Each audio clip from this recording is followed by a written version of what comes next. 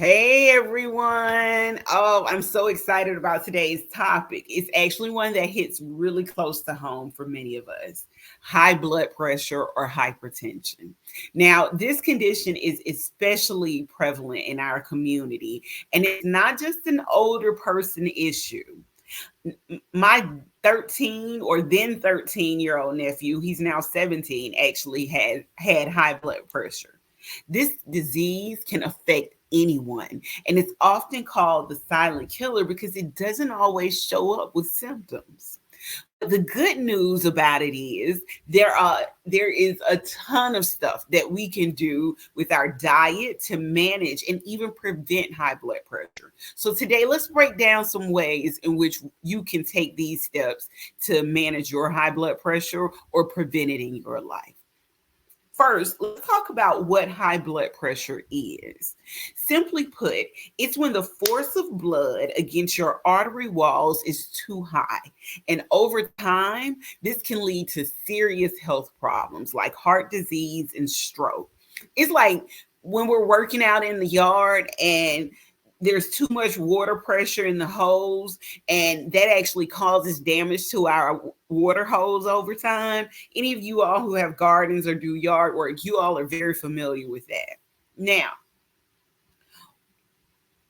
for Black women, this condition is particularly common, and there are multiple factors at play, including nutrition, stress, lifestyle choices. But again, I want to focus on what we can do, what we can control, and that's our diet. Now, by making some smart food choices, we can make a huge impact on our blood pressure. Let's talk about some practical ways to manage our blood pressure through diet. First, reduce sodium intake. Sodium, which is mostly found in salt, can cause your body to retain water. And remember what I said about putting extra pressure on those blood vessels. Aim to keep your sodium intake below 1,500 milligrams a day.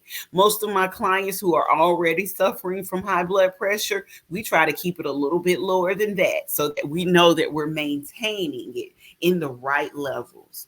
A great tip is to flavor your food with herbs and spices instead of salt. Like instead of just dumping water and salt into a pot and boiling your grits or boiling your rice, use chicken broth, and you can add some of everything to different foods: garlic, basil, rosemary, lemon zest, ginger, tarragon. I could just go on and on. But listen, adding these amazing flavors without the extra sodium just in heighten the taste of the food. Another one is incorporating potassium rich foods. Potassium helps balance out our balance out the negative effects of sodium and can help lower our blood pressure. Now, you're familiar with bananas containing potassium, but let's talk about some foods that have higher rates of potassium than bananas. You have beet greens, sweet potatoes, beans, lentils, and spinach. Incorporating these into your meals can actually help keep your blood pressure in check. Try adding a banana to your morning smoothie. I like spinach in my morning smoothie, or any of the things that I just mentioned. Or swapping out regular potatoes. They also contain potassium, but for a potassium packed sweet potato at dinner. Or instead of eating ground beef in your taco, take lentils and give them the same seasoning and add those to your taco for a plant based nutrition value as well. Now, let's also increase our fiber intake. Eating a diet rich in whole grains, fruits, and vegetables can help lower your blood pressure.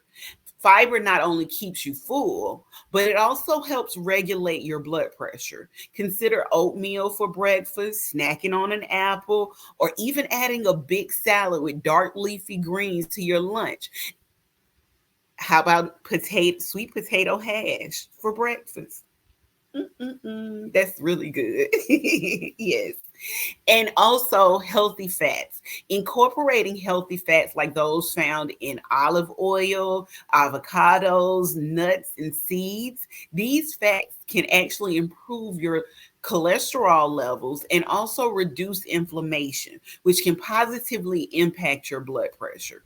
Drizzle olive oil and lemon on your salad. We just talked about this. Put snack on a handful of almonds or chop them up and add them to your salad as well. You can also do avocado toast for breakfast. Now you can also slice that avocado up and add it to your salad. So you can do a beet green and spinach salad with a little olive oil and lemon vinaigrette with some roasted sweet potatoes, a handful of almonds, some avocado on it. I can go on and on. I really can. But what we want to also focus on is limiting sugary and processed foods. Foods high in sugar and processed ingredients can contribute not only to weight gain, which is a risk factor for high blood pressure. Let's focus on whole foods. That's real foods that you can cook at home or maybe even get a meal prep. Even small changes like swapping out soda for water or fresh juice. You can make what I just mentioned. I just mentioned beet greens. I just talked about apples. You can turn all of that into a juice, and that can make a huge difference in your life with your blood pressure. So, one small change you can start with today is look at the food labels. Many packaged foods, especially those canned soups, frozen meals, and snacks, contain high amounts of sodium and added sugars. When grocery shopping, aim to choose low sodium items or no salt added options. And let's talk about hydration. Drinking and eating enough water is crucial, especially if you're working to reduce your sodium intake.